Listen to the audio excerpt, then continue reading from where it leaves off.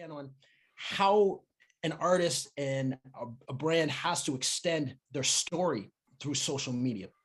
Yeah, it's a lot. I mean, I think, not having that album cycle is really challenging. And I think it's challenging for everybody, especially now that we're in the single cycle. And, with the algorithms being what they are, you have to keep feeding the machine, every number of weeks to keep the algorithm working and making sure that you're showing up on different playlists and in different people's feeds. So it's definitely changed the way we do marketing and roll things out. I'm still a fan of the album. I think it's a little bit of a lost art, but I think that for a lot of musicians, and there's definitely singles artists and there's definitely album artists, and there's certain artists that may never put out a proper album, and there are certain artists who will only drop a proper album. And I think that some of that's to how you built your brand and how you build your community of listeners and what they want.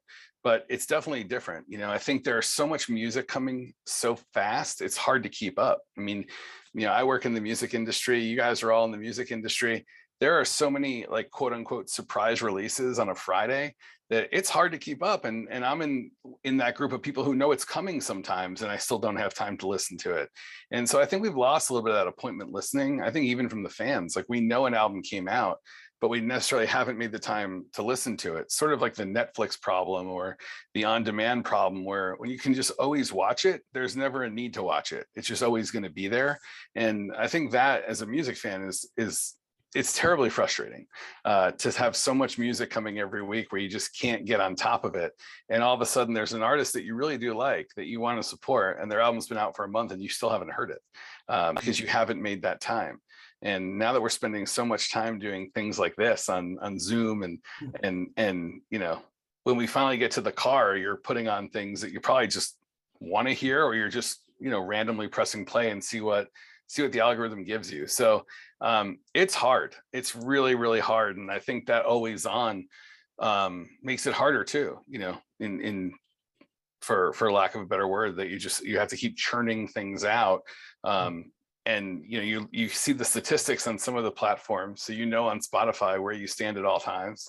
The other ones you don't, but it's just a lot of information, a lot of data. Now, as emerging artists, we have to deal with the gatekeepers and kind of breaking through.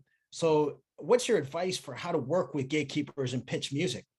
So it's a great question. And I don't know if I have the exact answer to it. I mean, a lot of our team has relationships with the gatekeepers, but there's still, a process that needs to go through, and a process that needs to happen in submitting music to the DSPs and then having them get in front of the editors. But so it's not a perfect science, but I think the more hustle, and once again, I think knowing where you want to be with some of these playlists and understanding what the opportunities are for you there and how realistic it is all part of it. So it's not an easy answer, and it's probably a bad answer that I'm going to give here, and that I don't know if there is a perfect thing I can say here to say this is what to do in getting to those gatekeepers, because it is a lot of trial and error, and a lot of it is sometimes it's luck, sometimes it's an artist putting your song on their playlist, the thing gets heard by someone else, and then they start liking the playlist, and then they grab that song and put it on their playlist. So the best way for it to happen is when it happens naturally, but that's not always a strategy, obviously. Yeah, I hear you. It can be tricky, but we got a question from Lizol, which I think is great because it's very timely. It tacks on to something you were saying earlier. She said, I believe it's a she. So if I get it wrong, and if I get the Lizzo wrong as well, I know, Sarah, you were trying to say that before too. So the question is, I'm interested on the social media takeover, where the brand takes over for each other's social media for a limited amount of time. And could you go into detail on that? Because I thought that was really cool how you were mentioning that one example. So can you expand on that? Yeah, I think that, we do this all the time with different brands and different artists. And I think for the most part, the win here is to have an opportunity to reach a new audience and a new community, and give them something they weren't expecting. So in some cases, it can be much more like almost like a behind the music sort of thing. I think the content they worked out, I don't remember exactly what the actual content was, but it's a he. Dwayne. Yeah, I just realized it. That's my bad. but it really does come down to, what is the time element involved? What does it look like on both sides? Obviously trying to make sure there's, whether it's music playing in the background or having your music tagged in the post so that people can hear it as they're kind of tuned in. But that's a lot of it. A lot of it's just trying to take some new eyeballs and introduce them to your music, or introduce them to you as a person, and hopefully get a follow out of that, and keep it going from there. How can you do some of these things on that shoestring budget? Because I think we're all interested in building those brand partnerships, marketing and branding, but trying to do it on the low. And even the things you've kind of talked about are those grassroots outside. Yeah. So I'd love to hear that, maybe even some examples. Don't have to say the artist or particular. Yeah, no, I think it's actually, cool. I think it's actually for each person, I think it's all about reaching out if there's something you're passionate about, whether it's a coffee company or a local brewery or whatever it is. If there's something that you're passionate about as an artist, it doesn't hurt to send a DM or to find a generic email on the company website and just introduce yourself. You'd be surprised how many people, everybody's fighting for some of that space, and a company that you think is massive may not actually be that massive, and maybe wants to get involved in the music space. They don't know what the first step is, and all of a sudden you're reaching out and there's something you guys can do together. So I think a lot of times it's knowing something that if you're passionate about it and you're reaching out, it's amazing how fast you will get answered.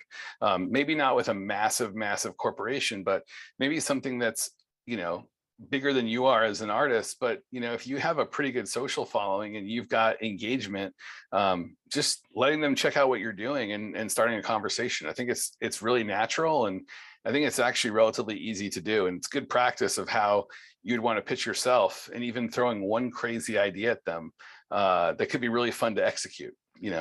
And that could be something like, hey, if it's a coffee shop, like, hey, I love your coffee. I come in there all the time. Next time in there, like, I love to talk about potentially DJing there and like doing something like that. And what's the worst they can say? No. Right. If you don't know, if you don't ask. And I think it's a good practice piece, kind of understanding what kind of things you want to do. And I think that's also the idea point. A lot of times artists and brands are equally creative, but they don't necessarily understand each other's worlds. So it might be like co-creating an idea together. So I think just going for it and reaching out is always a good strategy.